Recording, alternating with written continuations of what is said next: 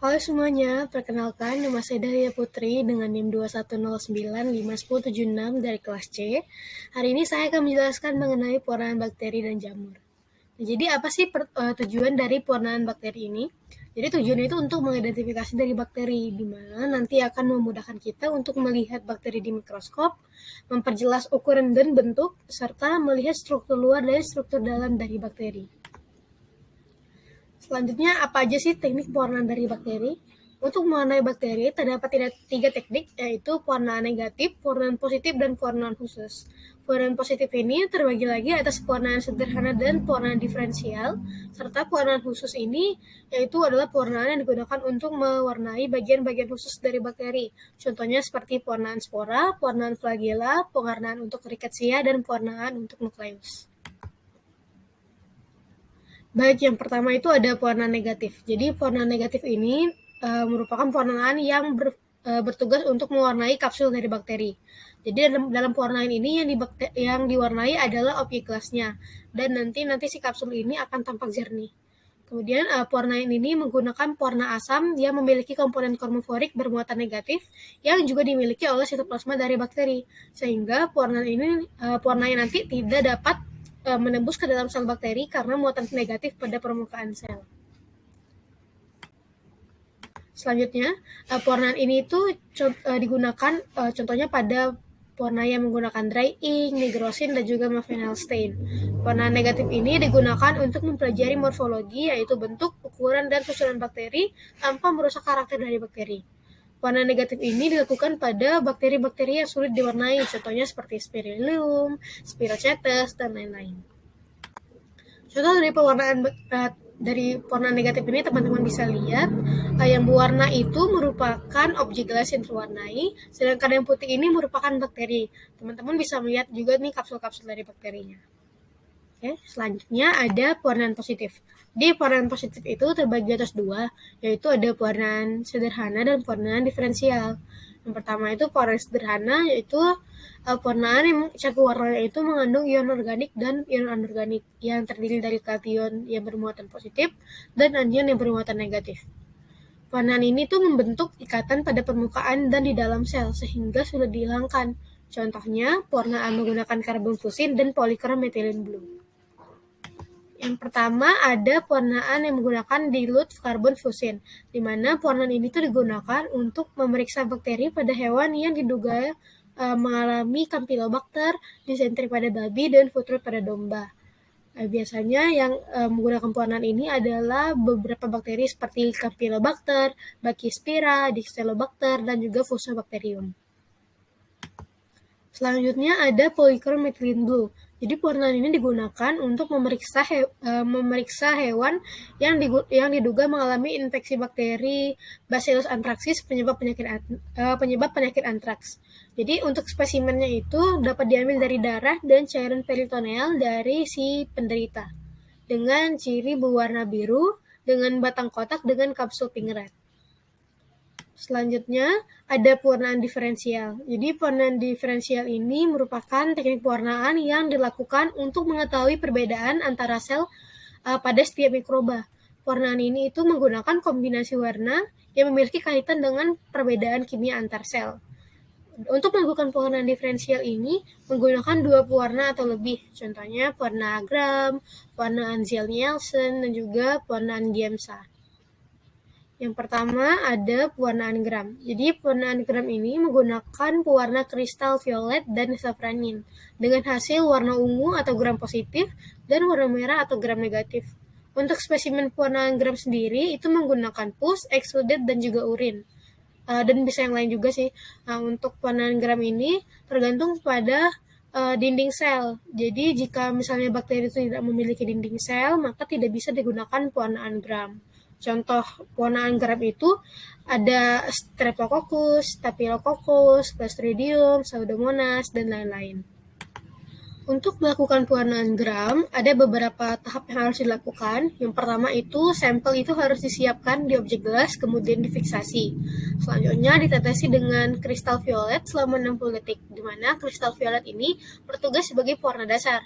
Selanjutnya ditetesi lagi dengan iodin selama 60 detik, di mana iodin bertugas sebagai mordan, yaitu senyawa untuk mengintensifkan warna dasar. Lalu ditetesi dengan peluntur, yaitu alkohol atau aseton selama 15 detik. Dan yang terakhir itu ditetesi oleh safranin yang berfungsi sebagai pewarna penutup atau counter stain untuk mewarnai sel-sel yang telah kehilangan pewarna dasar setelah diberikan alkohol. Untuk setiap perlakuan objek gelas akan dicuci dengan lembut menggunakan air, kemudian dikeringkan. Nantinya setelah pewarnaan ini, bakteri gram positif akan berwarna ungu kebiruan dan bakteri gram negatif akan berwarna kemerahan. Jadi kenapa sih bisa terjadi perbedaan warna bakteri? Nah, jadi pada saat bakteri gram positif itu, dia tidak mengalami dekolorisasi karena dia tetap mengikat warna ungu atau warna violet pada tahap akhir pengecatan, sehingga dia tidak terwarnai oleh safranin. Bakteri gram positif ini terdiri atas dinding sel berupa peptidoglikan yang tebal. Setelah pewarnaan dengan kristal violet, pori-pori dinding sel ini akan menyempit karena dekolorisasi oleh alkohol ini, sehingga dinding sel itu tetap akan menahan warna biru dan tidak menyerap warna merah. Selanjutnya untuk bakteri gram negatif itu dia mengalami dekolorisasi oleh alkohol dan pada tahap akhir pengecatan dia terwarnai oleh safranin. Karena bakteri gram negatif ini terdiri atas 3 lapis dinding sel, di mana lapisan terluarnya yang terdiri dari lipid akan tercuci oleh alkohol, sehingga pada saat diwarnai nantinya yang menempel adalah pewarnaan safranin atau yang berwarna merah. Selanjutnya ada pewarnaan Ziehl-Neelsen. Jadi pewarnaan Ziehl-Neelsen ini digunakan untuk mewarnai bakteri yang tahan asam dengan lapisan lemak yang tebal. Pewarnaan Ziehl-Neelsen ini terbagi atas 2, yaitu Ziehl-Neelsen Modified dan Ziehl-Neelsen Acid Fast. Untuk Ziehl-Neelsen Modified itu biasanya digunakan untuk mewarnai bakteri Brucella, Nocardia, dan Chlamydophila dengan spesimen plus, plasenta, cairan sendi, dan lain-lain. Selanjutnya ada pewarnaan Ziehl-Neelsen Acid Fast yang dilakukan untuk mewarnai bakteri penyebab TBC. Selain itu juga untuk bakteri Paratuberculosis, Mycobacterium bovis, Avium, dan lain-lain dengan spesimen lesi pasien, keropeng, dan feses. Selanjutnya ada pewarnaan Giemsa, di mana pewarnaan Giemsa ini digunakan untuk memeriksa penyakit Bacillus anthrax, Mycoplasma haemophilus, Borrelia anserina, dan Dermatophilus congolensis dengan spesimen darah, keropeng, dan cairan peritoneal dari pasien. Biasanya membentuk warna ungu atau biru gelap. Selanjutnya ada pewarnaan khusus, yaitu pewarnaan yang bertujuan untuk melihat bagian tertentu dari bakteri. Yang pertama ada pewarnaan spora. Pewarnaan spora ini digunakan pada bakteri yang membentuk endospora, contohnya untuk bakteri Bacillus dan Clostridium. Pewarnaan spora ini menggunakan pewarna malacid grain 5%, sehingga nantinya si sel ini akan berwarna merah dengan sporanya yang berwarna hijau. Jadi untuk pewarnaan spora ini terdapat 2 metode. Yang pertama metode Schaeffer-Fulton, dengan pewarna yang digunakan adalah malacid green dan safranin. Dan yang kedua adalah metode Dorner, dengan pewarna yang digunakan adalah karbofusin yang sudah dipanaskan dan juga negrosin. Selanjutnya ada pewarnaan flagella. Jadi untuk pewarnaan flagella ini dilakukan dengan cara melapisi organel dengan mordan. Untuk melakukan flagella ini, untuk pewarnaan flagella ini terdapat 2 metode, yaitu metode Gray dan metode Leibson. Dengan metode Gray itu lebih efektif.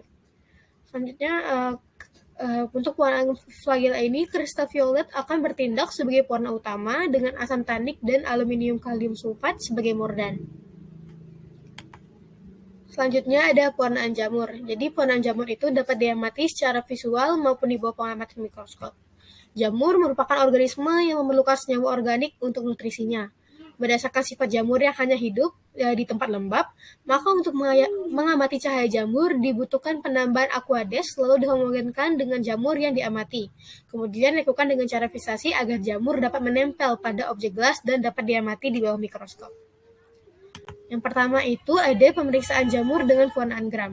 Jadi menurut pewarnaan gram, fungi yang termasuk dalam yeast termasuk dalam gram positif, sementara fungi yang memiliki hifa atau mold itu termasuk dalam gram negatif. Hal ini terjadi karena perbedaan ketebalan dinding antara kedua jenis fungi atau jamur ini. Yang kedua itu ada dinding sel Dinding sel dari yeast yang tebal itu mengikat erat pewarna dari kristal violet dan iodin dan menahannya agar tidak keluar pada saat proses dekolorisasi, karena waktu yang digunakan dekolorisasi itu tidak cukup lama untuk memberikan kristal violet dan iodin kesempatan keluar dari dinding sel yang tebal. Hal tersebut menyebabkan yeast akan terwarnai menjadi ungu setelah pewarnaan gram dan dapat dikatakan sebagai gram positif. Selanjutnya ada pewarnaan jamur dengan Lactophenol cotton blue.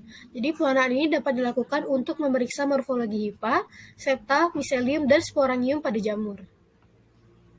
Kemudian selanjutnya ada pewarnaan rickettsia. Jadi rickettsia itu merupakan organisme yang secara filogenetik berada di antara bakteri dan virus. Jadi untuk genus Rickettsia ini termasuk bakteri Rickettsiae, famili Rickettsiae, dan ordo Rickettsiales. Jadi untuk Rickettsia ini tidak dapat terwarnai dengan baik dengan menggunakan pewarnaan gram, tapi mereka itu memiliki karakteristik berwarna merah saat diwarnai dengan Giemsa. Nah, jadi mereka itu memiliki tipikal sel seperti bakteri gram negatif dan tidak memiliki flagela. Nah, ini adalah contoh pewarnaan dari pewarnaan Rickettsia. Selanjutnya ada pewarnaan nukleus. Jadi pewarnaan nukleus itu untuk mewarnai nukleus bakteri itu menggunakan pewarnaan dengan metode Giemsa. Kemudian selain Giemsa juga dapat menggunakan metode-metode lain seperti Velgen dan juga Randibus metal. Baik, itu saja pemaparan materi dari saya. Terima kasih terima kasih sudah menonton, dan saya berharap semoga pemaparan materi ini dapat berguna bagi kita ke depannya. Selamat siang.